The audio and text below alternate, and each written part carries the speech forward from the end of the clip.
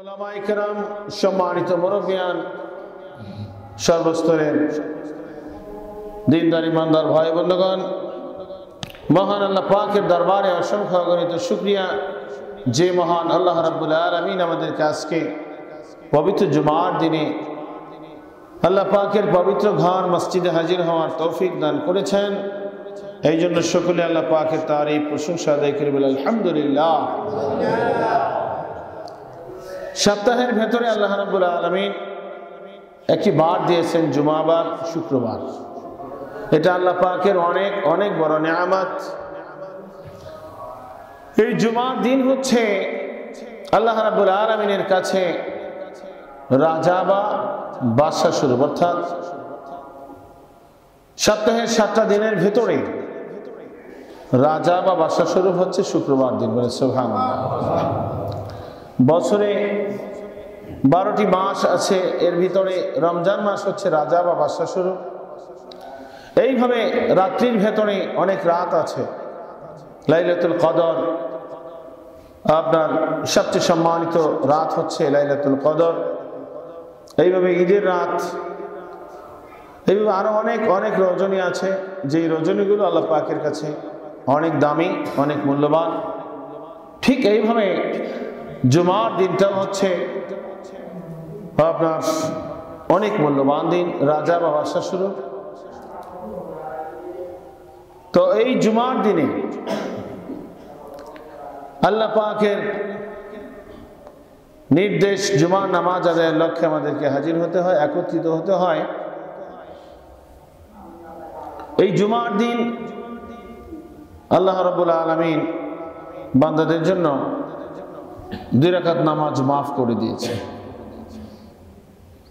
আমরা জুমার নামাজ কিন্তু 2 রাকাত পড়ি, ফরজ। আর সপ্তাহে যে বাকি 6 দিন আছে, জোহরের নামাজ 4 রাকাত ফরজ আদায় করতে হয়। তো এখানে 2 রাকাত আল্লাহ রাব্বুল আলামিন মাফ করে দিলেন। এখন 2 রাকাত গেল কোথায়? কিতাবে এসছে 2 রাকাত হচ্ছে 2টা খুতবা। 2 রাকাত হচ্ছে কি 2টা খুতবা। এই খুতবার মাধ্যমে বিশ্ব মুসলিমদের জন্য যিনি ইমাম সাহেব থাকেন, তিনি ধর্মীয় নেতা হিসাবে দিক নির্দেশনা প্রদান করবেন। মুসলিম বিশ্ব কিভাবে চলবে, এই 2টা ওয়াজ, 2টা খুতবা মানে ওয়াজ, এই 2টা খুতবার মাধ্যমে নসিহত করবেন যিনি ইমাম, যিনি খতিব। তো কাজেই 2 রাকাত আল্লাহ রাব্বুল আলামিন মাফ করে দিলেন, 2টা খুতবা বাধ্যতামূলক করে দিলেন। তাহলে এর মাধ্যমে বিশ্ব মুসলিমের জন্য কি শিক্ষা রয়েছে? এখানে একটা বিশেষ শিক্ষা আছে। যিনি জুমার দিন ওয়াজ করেন, খুতবা প্রদান করেন, 2টা খুতবা যে প্রদান করেন, তিনি একা দেন না 2 জনে দেন, না 2, 4, 5 জনে মিলে দেন? কয়জনে দেন? মেম্বার যে থাকে, মেম্বার কয়টা থাকে? একটা থাকে। মক্কা শরীফ, মদিনা শরীফ, সেখানে লক্ষ লক্ষ মুসল্লি হয়, সেখানেও মেম্বার কয়টা থাকে? একটাই থাকে। তো এখান থেকে এক বিশেষ শিক্ষা হচ্ছে, যিনি আখিরাতের হাদি হবেন, ধর্মীয় ওয়াজ নসিহত আল্লাহর পক্ষ থেকে, আল্লাহ রসুলের পক্ষ থেকে যিনি হাদি হিসেবে ওয়াজ নসিহত করবেন, তিনি এই জুমার খুতবার মাধ্যমে, জুমার মেম্বারের মাধ্যমে একটা শিক্ষা হচ্ছে, আখিরাতের হাদি হবেন, তিনি হবেন একজন, আর সবাই থাকবে হাদির ছাত্র। বলে সুবহানাল্লাহ। তো দেখা যায় অনেক অনেক মাহফিলে প্রধান বক্তা, দ্বিতীয় বক্তা, হাসানো কাঁদানোর বক্তা, আবার দেখা যায় বিশেষ আকর্ষণ, এরকম বিভিন্ন রকমের থাকে কিনা? এইভাবে আবার দেখা যায় সভাপতি থাকে। অথচ কোরআন হাদিসের আইন কি? কোরআন হাদিসের আইন হচ্ছে, নবী পয়গম্বরগণের জামানায় বর্তমান ফিতনা ফাসাদের মতো এরকম মাহফিলে আলাদা কোনো সভাপতি থাকতো না। নবী রাসূলগণ তারাই থাকতেন, ওনারাই কি থাকতেন? ওয়াজ নসিহতের, ওয়াজ মাহফিলের সভাপতি, এবং ওনারাই থাকতেন আখিরাতের শিক্ষক হিসেবে। সুবহানাল্লাহ। এটা ছিল নবী রাসূলদের কারিকুলাম। নবী রাসূলদের ওয়াজ মাহফিলগুলো এরকম ছিল। কিন্তু বর্তমান ফিতনা মাসাদের যে জামানায় বিভিন্ন রকমের রং ঢঙের বক্তা, এগুলো নবী রাসূলদের আমলে ছিল না। হ্যাঁ, সাহাবায়ে কেরাম ওনারা সবক বলতেন। সাহাবায়ে কেরাম নবীর কাছ থেকে যে শিক্ষা পাইতেন এটা আবার সবক হিসেবে আলোচনা করতেন। যেমন ক্লাসের মধ্যে ভালো ছাত্র যারা থাকে তাদের মাধ্যমে আবার ক্লাসে ওস্তাদ বলে কিনা তুমি এই সবকটা পড়াও, এরকম অনেক সময় বলে কিনা। তো এইভাবে নবী রাসূলদের আমলে সাহাবায়ে কেরাম ছিলেন, ওনারা সবক হিসাবে আলোচনা করতেন। আর বাকি সবাই নবী রাসূলগণ ব্যতীত বাকি যারা ছিল সবাই ছিল শিক্ষার্থী ছাত্র হিসাবে। তো নায়েবে রাসূলের কারিকুলাম হচ্ছে এইভাবেই আপনার কোরআন হাদিসের আইন। যেভাবে মসজিদে মেম্বার থাকে একটা, খতিব একজন থাকেন, দুইটা খুতবা দেন। দেখা যায় একটা খুতবা দেওয়ার পরে বিশ্রাম করে আবার একটা খুতবা শুরু করেন, কিন্তু একই ইমাম আবার একই খতিব উনি শুরু করেন। এর মাধ্যমে শিক্ষা কি? যিনি ওয়াইজ হবেন, শিক্ষক হবেন, তিনি আখিরাতের হাদি উস্তাদ থাকবেন, তিনি শিক্ষা প্রদান করুন, বাকি সবাই ছাত্র হিসেবে শিখবে। সাধারণ মানুষ হোক, শিক্ষিত হোক, অশিক্ষিত, আলেম, আপনার যত আপনার ডিগ্রিধারী হোক, আখিরাতের হাদি নায়েব রাসূলের ছাত্র হিসেবে শিক্ষা গ্রহণ করবেন। এটাই হচ্ছে কারিকুলাম। তো এই বিষয়গুলো আমাদেরকে বুঝতে হবে। আর জুমার দিন আল্লাহ রাব্বুল আলামিন জুমার মসজিদে হাজির হওয়ার জন্য যে নির্দেশ প্রদান করেছেন, জুমার নামাজ বাড়িতে কি ঘরে বসে হয়? জুমার নামাজ মসজিদে এসে আদায় করতে হবে, এটাই হচ্ছে বিধান। এর মাধ্যমে একটা বিশেষ শিক্ষা হচ্ছে আপনার একতাবদ্ধ হওয়ার শিক্ষা। মুসলিম জাতি এক প্ল্যাটফর্মে থাকবে, আখিরাতের হাদির নেতৃত্বে থাকতে হবে, এটা একটা বিশেষ শিক্ষা। কালামে পাকে আল্লাহ পাক বলেছেন, আউযু বিল্লাহি মিনাশ শাইতানির রাজীম ওয়াতাসিমু বিহাবলিল্লাহি জামিআন ওয়া লা তাফাররাকু। আল্লাহ পাক বলেন, হে আমার ঈমানদার বান্দাগণ, তোমরা আমি আল্লাহর রজ্জুকে একযোগ হয়ে একতাবদ্ধ হয়ে তোমরা ধারণ করো, ওয়া লা তাফাররাকু, তোমরা ভাগে ভাগে বিচ্ছিন্ন হয়ে না। এক যুগে থাকা গুরুত্বপূর্ণ ফরজ কয়েক আয়াত পরে এসছে। আল্লাহ পাকের এই নির্দেশ পালন না করে যারা ভাগে ভাগে থাকবে, বিচ্ছিন্ন হয়ে যাবে, তাদের জন্য কঠিন আযাব, কঠিন ভয়ঙ্কর আযাবের কথা বলা হয়েছে। নাউযু বিল্লাহ। তাহলে জুমার মাধ্যমে বিশ্ব মুসলিমের জন্য একতাবদ্ধ হওয়ার শিক্ষা রয়েছে। সত্যিকার আখিরাতের হাদির নেতৃত্বে একযোগ হয়ে আপনার দিন প্রচার প্রসারের জন্য চেষ্টা সাধনা চালিয়ে যেতে হবে। ভাগে ভাগে বিচ্ছিন্ন থাকা যাবে না। এক কোরআন, এক হাদিস, রসুলের হাদিস, কোরআন মুসলমানদের জন্য এক কিনা? সব একই, সব কিছু এক। কাজেই আপনার শিক্ষা আমলের ব্যাপারে একযোগে থাকতে হবে। হাদির নেতৃত্বে একযোগে থাকার একটা বিশেষ শিক্ষা।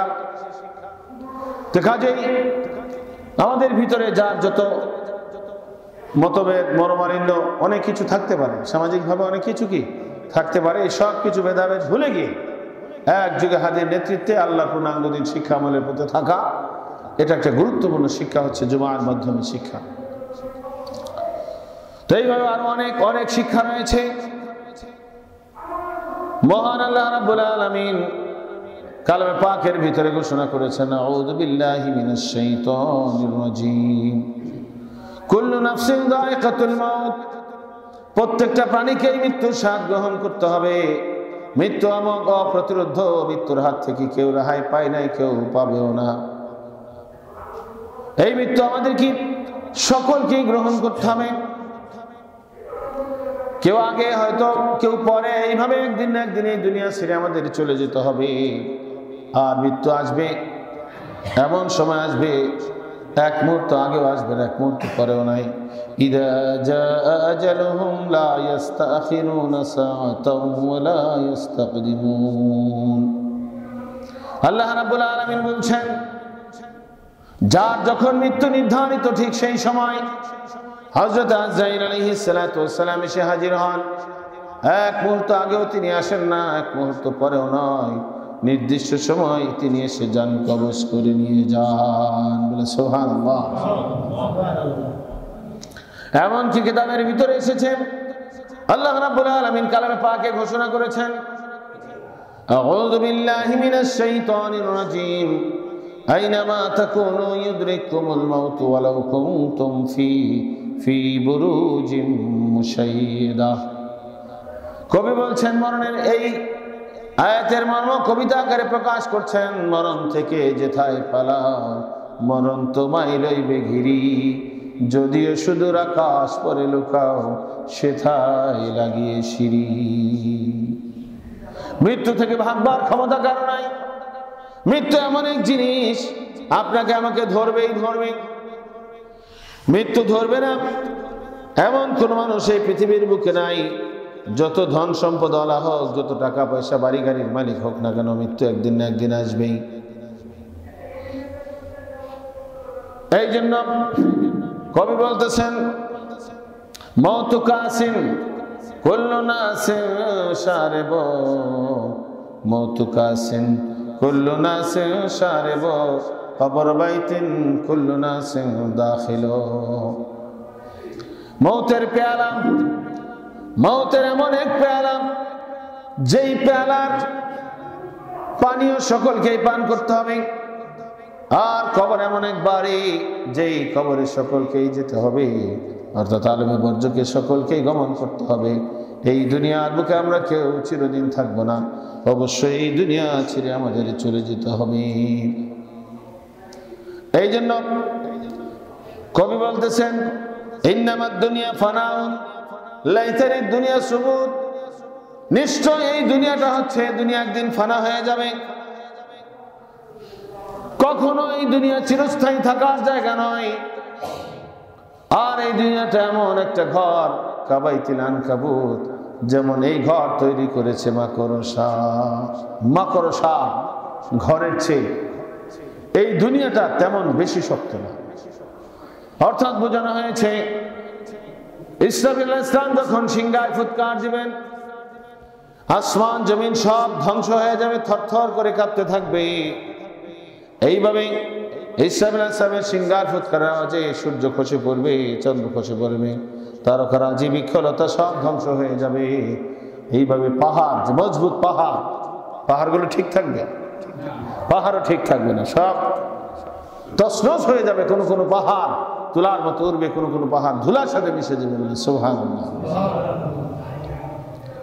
পাহাড় যদি ধ্বংস হয়ে যায়, তুলার মতো উড়ে যায়, ধুলার সাথে মিশে যায়, তাহলে অন্যান্য যা কিছু আছে মোটামুটি পাহাড়ের চাইতে অনেক দুর্বল, কথা ঠিক কিনা? সব কিছু ধ্বংস হয়ে যাবে। ভাইয়ের আমার, বন্ধুরা আমার, কাজে এই দুনিয়ার জন্য আমরা যত কিছুই চিন্তা ভাবনা করি না কেন, এই দুনিয়া কোনোদিন চিরস্থায়ী থাকবে না। কিতাবের ভিতরে এসেছে এই দুনিয়াটা হলো ভাঙলিয়া নদীর কিনারা। ভাঙলিয়া নদীর কিনারা কিতাবের ভিতরে এসেছে, ভাঙলিয়া নদীর কিনারায় কেউ বাড়িঘর তৈরি করে না। ভাঙলিয়া নদীর কিনারায় বাড়িঘর তৈরি করে না সাধারণত মানুষ। যেখানে নদী ভাঙে, অনেক জায়গায় আপনারা দেখছেন, যারা নদীর ভাঙলিয়া নদী দেখেছেন অনেকে, হয়তো দেখা যায় 6 মাস আগে বাড়িঘর সবকিছু ঠিক আছে, 6 মাস পরে গিয়ে কিচ্ছু পাওয়া যায় না। এইভাবেই আপনার কোনো কোনো জায়গায় 6 মাসে 9 মাসে ভেঙে তছনছ করে দেয়। তো এই দুনিয়াটাকে কিতাবের ভিতরে ভাঙলিয়া নদীর কিনারার সাথে তুলনা করা হয়েছে। কোন বুদ্ধিমান ভাঙলিয়া নদীর কিনারে বাড়িঘর তৈরি করবে? করবে না। কেননা এখন বাড়িঘর তৈরি করলে কয়েক মাস পরে হয়তো আর সেই বাড়ি থাকবে না, নদীর গর্ভে বিলীন হয়ে যাবে। ঠিক এই দুনিয়াটা ওইরকম কিতাবের ভিতরে বোঝানো হয়েছে। এই দুনিয়ার ভিতরে আপনি যে বাড়ি ঘর স্থায়ীভাবে থাকার ব্যবস্থা নিচ্ছেন, এটা হবে না। হ্যাঁ, তবে কিতাবের ভিতরে এসছে ইসলামী কায়দায় বসবাস করার জন্য ঘর বাড়ি তো লাগবে। লাগবে কি না? মর্ম হচ্ছে যে শুধু এই দুনিয়ার পিছনে ঘুরে, দুনিয়ার বাড়িঘরের পিছনে টাকা পয়সা সবকিছু ব্যয় করে আখিরাতকে যেন আমরা ভুলে না থাকি, আখিরাতকে যেন আমরা পিছনে ফেলে না দেই, সেটা আমাদের বিশেষভাবে লক্ষ্য রাখতে হবে। দুরূদ শরীফ আল্লাহুম্মা সাল্লি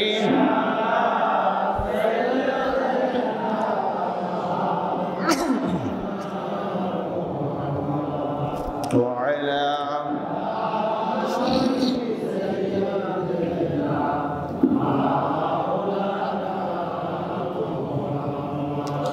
আইসো একা যাইবা একা, সঙ্গে কেহ যাবে না। আইসো একা যাইবা একা, সঙ্গে কেহ যাবে না। সঙ্গে যাবে পূর্ণাঙ্গ দিন, সঙ্গে যাবে পূর্ণাঙ্গ দিন। কেন তুমি বোঝো না? আল্লাহুম্মা সাল্লি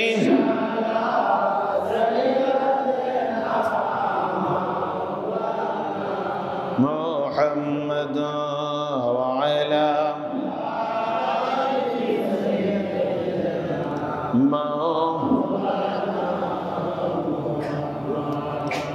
मौत जिस दिन आ गई दुनिया की दौलत क्या हुई, रूह तन से उड़ गई मुर्दा की हालत क्या हुई। कवि बोलतेছেন मौत যেদিন চলে আসবে, দুনিয়ার ধন সম্পদ কোনো কিছুই এই মৃত্যুর হাত থেকে আপনাকে আমাকে রক্ষা করতে পারবে না। কি পারবে? যখন রূহটা দেহ থেকে বের হয়ে যাবে, তখন মুর্দা অবস্থায় দেহটা পড়ে থাকবে। কথা ঠিক কি না?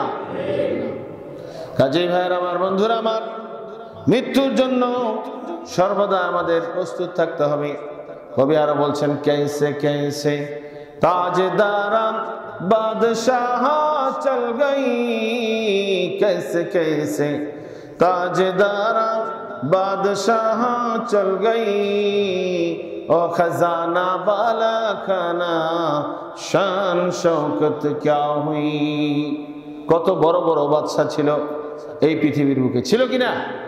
অনেক বড় বড় বাদশারা ছিলেন, যারা রাজত্ব করেছেন।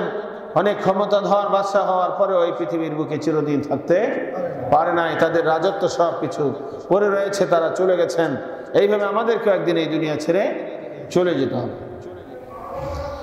कैसे कैसे खूबसूरत है रानिया शहजादिया, तन बदन सब गल गई है शक्ल सूरत क्या हुई। কত রানী শাহজাদিরা এই পৃথিবীর বুকে ছিলেন, তারা আজকে পৃথিবী থেকে চলে গিয়েছেন কবরে বর্জকে। সুন্দর চেহারা, সুন্দর শরীর গঠন, যা কিছু আছে সব কিছু পচে গলে পোকামাকড়ের খাবার হয়েছে। কথা ঠিক কিনা? আপনার আমার শরীরও একদিন মাটির ভিতরে যখন দাফন করা হবে, আস্তে আস্তে পচে গলে যাবে, পোকামাকড়ের খাবার হবে, সব কিছু অস্তিত্ব তখন বিলীন হয়ে যাবে। কথা ঠিক কিনা? কাজেই ভাইয়ের আমার, বন্ধুরা আমার, এই অস্থায়ী দুনিয়ার মধ্যে মুগ্ধ হয়ে আমরা যেন পরকালকে ভুলে না যাই, সেই দিকে আমাদের সবসময় চিন্তা ভাবনা রাখতে হবে। পরকালের চিন্তা আমাদের সবসময় অন্তরের ভিতরে পোষণ করতে হবে। পরকালের যে জিন্দেগি রয়েছে, সেই জিন্দেগি হচ্ছে আসল জিন্দেগি। সুবহানাল্লাহ। পরকালের জিন্দেগিটা হচ্ছে কি? আসল জিন্দেগি। এই দুনিয়ার পরে আরেকটা জগৎ আছে, সেটাই হলো আসল জগৎ। সেই জগতের আমরা যাত্রী। কথা ঠিক কিনা? কাজেই পরজগতের জিন্দেগি, ওই পরজগতে আল্লাহ রাব্বুল আলামিন দুই পর্যায়ের স্থান তৈরি করে রেখেছেন। এক পর্যায়ের স্থান হচ্ছে সুখের স্থান, বেহেশত উদ্যান, আর এক পর্যায়ের স্থান হচ্ছে দুঃখের স্থান, দোজখ। ওই দোজখটা এত ভয়াবহ, এত ভয়ঙ্কর। ওই দোজখের ভিতরে একদিনের জন্য যদি কোনো দোজখী মানুষকে নিক্ষেপ করা হয়, তাহলে ওই দোজখ এমন ভাবে জ্বালাবে, জ্বালিয়ে পুড়িয়ে দিবে 70,000 বার শরীরের চামড়া জ্বলে পুড়ে যাবে, 70,000 বার নতুন চামড়া বদল করা হবে। কুল্লামা নাদিজাত জুলুদুহুম বাদদালনাহুম জুলুদান গায়রাহা লিয়াযুকুল আযাব। আল্লাহ পাক বলেন, যখনই দোজখী মানুষগুলোকে দোজখের ভিতরে নিক্ষেপ করা হবে, তখনই তাদের শরীরের চামড়া জ্বলে পুড়ে যাবে। তাফসীরের ভেতরে এসেছে কম পক্ষে 70,000 বার জ্বলে পুড়ে যাবে, 70,000 বার আল্লাহ পাক নতুন চামড়া তৈরি করে দিবে। নাউযুবিল্লাহ। লা ইয়ামুতু ফিহা ওয়া লা ইয়াহইয়া। ওই জাহান্নামী মানুষগুলো জাহান্নামের ভিতরে মরবেও না, বাঁচবেও না, সুস্থ জিন্দাও থাকবে না। যত শাস্তি তাদেরকে প্রদান করা হোক, প্রাণটা ভিতরে থাকবে, মরবে না। পরজগতে মৃত্যু আছে? মৃত্যু নাই। জান্নাতি হোক জাহান্নামী হোক, আর মৃত্যু হবে না। ওই জাহান্নামটা কেমন? কালামে পাকে আল্লাহ রাব্বুল আলামিন বলছেন, ইন্না জাহান্নামা কানাত মিরসাদা। জাহান্নাম ওত পেতে বসে আছে। জাহান্নাম কি হয়েছে? ওত পেতে বসে আছে, অপেক্ষা করছে। লিত্তাগিনা বাবা, যারা সীমা লঙ্ঘনকারী, আল্লাহর পূর্ণাঙ্গ দিন শিখে না, আমল করে না, শিক্ষা আমলের ধার ধারে না, তাদের জন্য সেই জাহান্নাম হবে আবাসস্থল। নাউযুবিল্লাহ। লাবিথিনা ফিহা আহকাবা। আল্লাহ পাক বলছেন, সেখানে তারা যুগ যুগ ধরে অবস্থান করবে। সেখানে জাহান্নামের ভিতরে ওই জাহান্নামী মানুষগুলো যুগ যুগ ধরে অবস্থান করবে, অনেক কঠিন আযাব গজবের সম্মুখীন হবে। এইভাবে জাহান্নামের ভিতরে অনেক শাস্তির ব্যবস্থা রয়েছে। লা ইয়াযুকুনা ফিহা বারদান ওয়ালা শারাবা। দুরশিবাল্লাহুম্মা সাল্লি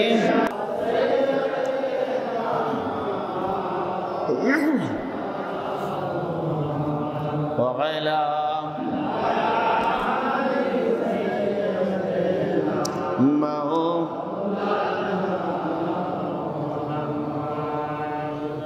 لا يذوقون فيها بردا ولا شرابا إلا حميما وغساقا।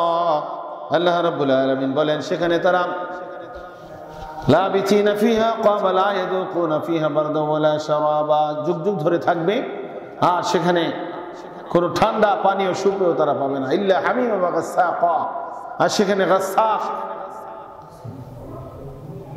আপনার গরম পানি, ফুটন্ত পানি সেখানে দেওয়া হবে। আর গাসসাক হচ্ছে দোজখীদের শরীর থেকে নির্গত রক্ত পুষ তাদেরকে পান করানো হবে। নাউযুবিল্লাহ। এগুলো তাদেরকে পান করানো হবে। আর ফুটন্ত পানির ভেতরে ওই জাহান্নামী মানুষগুলো আপনার কোনো কোনো বর্ণনা এসেছে সাঁতার কাটবে, পানি খাবে। পানি ফুটন্ত পানি। কেমন পানি? জাহান্নামের ভেতরে বাতাস আছে, স্বাভাবিক আমাদের দুনিয়ার বাতাসের মতো নয়। যেখানে বাতাসটা লাগবে সঙ্গে সঙ্গে ওই সাইডে অবশ হয়ে যাবে। নাউযুবিল্লাহ। আর গরম ফুটন্ত পানি, সেটাও তো বুঝতে পেরেছেন, এই দুনিয়ার আগুনের চাইতে জাহান্নামের আগুন হচ্ছে 70 গুণ পাওয়ার বেশি। কত গুণ পাওয়ার বেশি? 70 গুণ পাওয়ার বেশি। সেই 70 গুণ পাওয়ার বেশি আগুনে আপনার সেই পানি গরম হচ্ছে, বা আপনার সেই আগুনের ভিতর নিক্ষেপ করা হবে। তাহলে বোঝা যায় যে গরমটাও কিরকম। সেখানে তাদেরকে এই ফুটন্ত পানি এবং তাদেরকে খাওয়ানো হবে দোজখীদের শরীর থেকে নির্গত রক্ত পুজ। বলে নাউযুবিল্লাহ। জাযাআম মির রাব্বিকা আতা। সেখানে তারা পান করবে লা ইয়াযুকুনা ফিহা বারদা ওয়ালা শারাবা ইল্লা হামিমা ওয়া গাসসাকা জাযাআ বিফাকা। এটা হচ্ছে তাদের জন্য উপযুক্ত প্রতিদান। দুনিয়ার ভেতরে তারা আল্লাহ পাকের বিধানের উল্টা চলেছে, আল্লাহর পূর্ণাঙ্গ দিন শিক্ষা আমলের ধার ধারে নাই। আল্লাহ পাক আদেশ করেছেন, উদখুলু ফিস সিলমি কাফা। হে ইমানদার বান্দাগণ, তোমরা ইসলামের ভেতরে পূর্ণভাবে দাখিল হও। আদেশটা কার? আল্লাহ পাকের আদেশ। সে আদেশকে তারা লঙ্ঘন করেছে, আল্লাহর পূর্ণাঙ্গ দিনে দাখিল হয় নাই। পূর্ণাঙ্গ দিনে দাখিল না হয়ে বরং আল্লাহ পাকের বিরুদ্ধাচরণ করেছে। আল্লাহর পরিপূর্ণ দিনের শিক্ষা আমলে তারা ধার ধারে নাই। পূর্ণাঙ্গ দিনের হাদি রসুলের জমানায় রসুলের বর্তমানে রসুল তারা গ্রহণ করে নাই, শিক্ষা আমলের ধার ধারে নাই, এইবার হাদির ডাকে সাড়া দেয় নাই। আল্লাহ রাব্বুল আলামিন তাদেরকে যত চেয়ে শাস্তি সেই জাহান্নামের ভেতরে প্রদান করবেন। বলে নাউযুবিল্লাহ। সেই শাস্তি থেকে আমরা বাঁচতে চাই, চাই কিনা সবাই? কারা কারা জাহান্নামের আগুন থেকে বাঁচতে চাই? আল্লাহ আমাদেরকে হেফাজত করুন, বলে আমিন। ওই জাহান্নামের আগুন থেকে যদি আমরা বাঁচতে চাই, মৃত্যুর কষ্ট, জাহান্নামের আযাব, এইভাবে পুলসিরাতের কষ্ট, এইভাবে মিজানের আযাব গজব এবং হাসরের ময়দানে কষ্ট, সমস্ত আযাব গজব কষ্ট থেকে যদি আমরা রক্ষা পেতে চাই, তাহলে কিতাবের ভিতরে এসেছে 1 নম্বরে আমাদেরকে হাদি গ্রহণ করতে হবে। হাদি হচ্ছে রসুলের যুগে রসুল হাদি, রসুলের বর্তমানে ওয়ারিসে আম্বিয়া নায়েব রসুল হাদি, আল্লাহর পক্ষের পথ প্রদর্শনকারী। সে হাদি গ্রহণের পর আমাদের একটা বিশেষ দায়িত্ব হচ্ছে হাদির মাধ্যমে আল্লাহ পাকের পরিপূর্ণ শিক্ষা করতে হবে, শিক্ষা করে আমলের চেষ্টা আমাদের থাকতে হবে। এরপরে 3 নম্বর দায়িত্ব হচ্ছে আল্লাহর দ্বীনকে দুনিয়ার বুকে জারি এবং কায়েম করার জন্য সাহাবায়ে কেরাম যেভাবে চেষ্টা সাধনা করেছিলেন, ওইভাবে আমাদেরকে চেষ্টা সাধনা করা লাগবে। আল্লাহুম্মা সাল্লি মাওলানা মুহাম্মাদ ওয়া আলা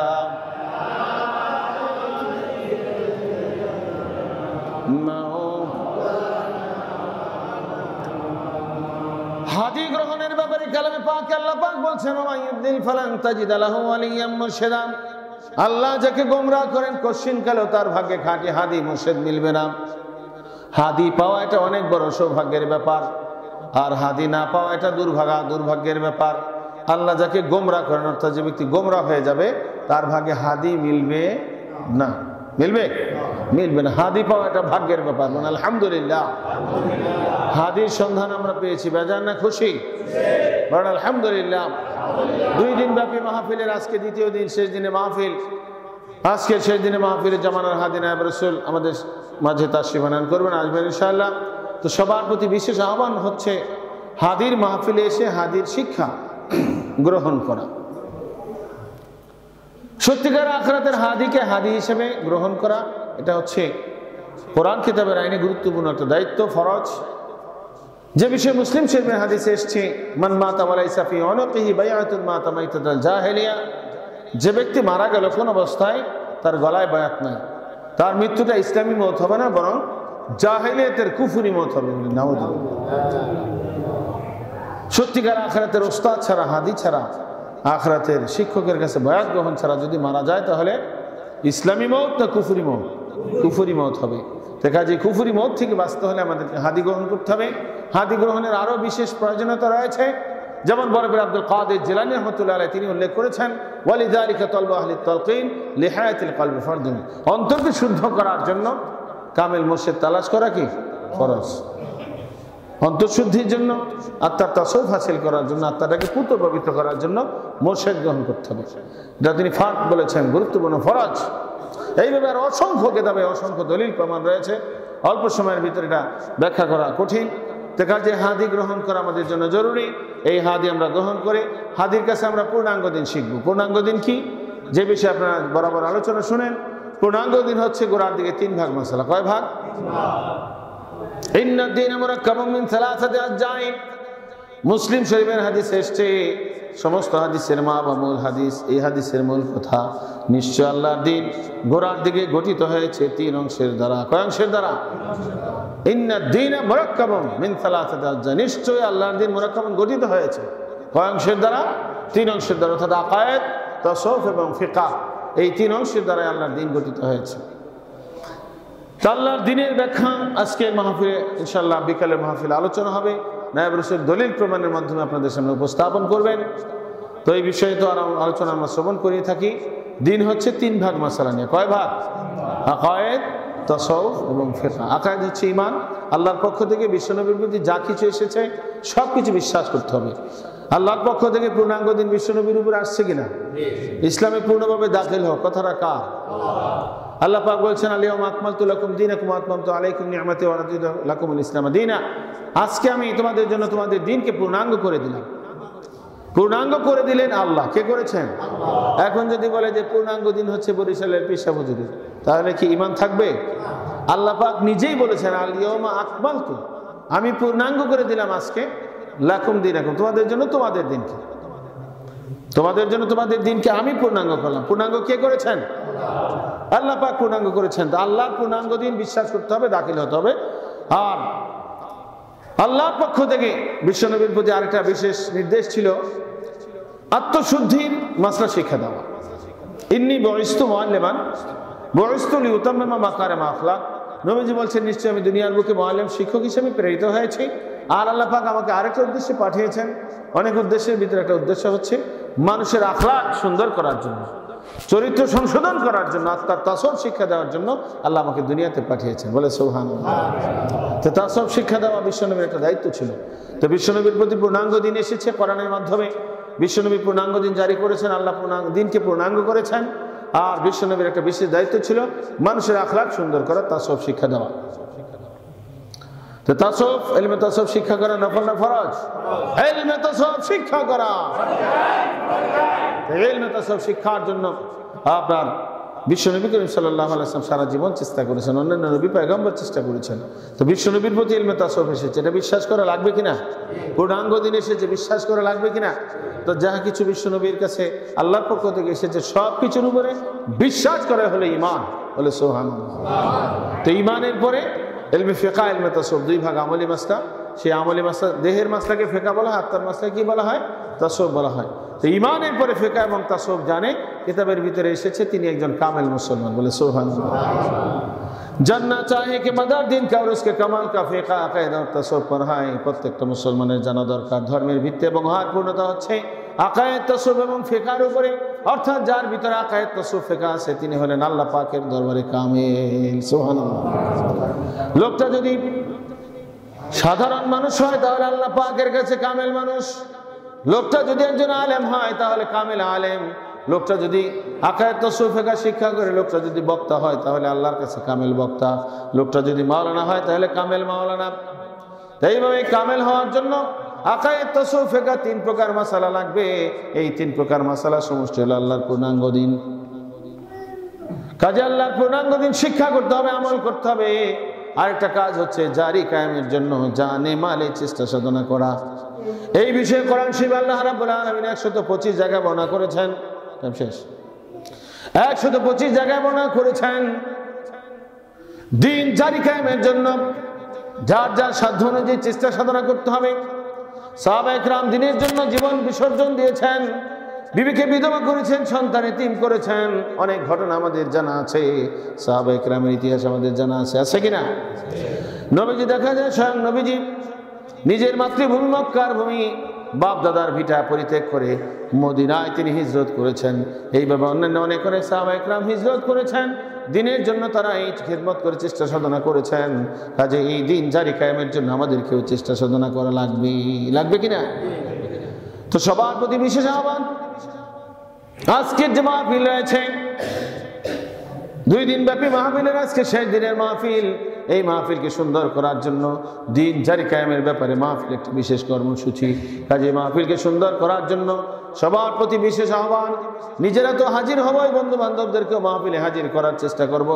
এই দিন জারি কায়েমের জন্য একটা বিশেষ অভিযান হচ্ছে এই কোরআন প্রচারের মাহফিল। বলে সুবহানাল্লাহ।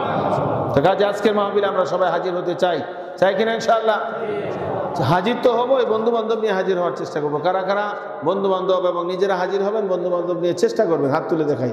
আল্লাহ কবুল করুন, বলে আমিন। আরো জোরে বলে আমিন।